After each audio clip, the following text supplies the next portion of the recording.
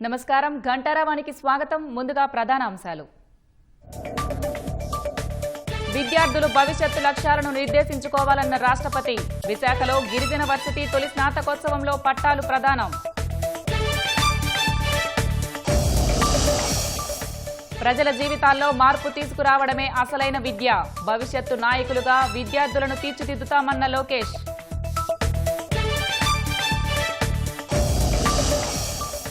మహిళా కమిషన్ ముందుకు గుడివాడ అమర్నాథ్ అనుచిత వ్యాఖ్యలపై గంటపాటు ప్రశ్నించిన రాయపాటి శైలజ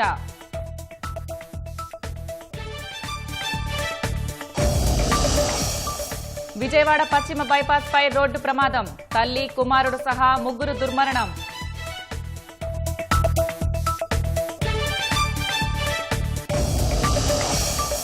మంగళూరు తీరంలో ప్రమాదంలో చిక్కుకున్న చేపల పడవ 6 మత్స్యకారులను కాపాడిన కోస్ట్ గార్డ్ సిబ్బంది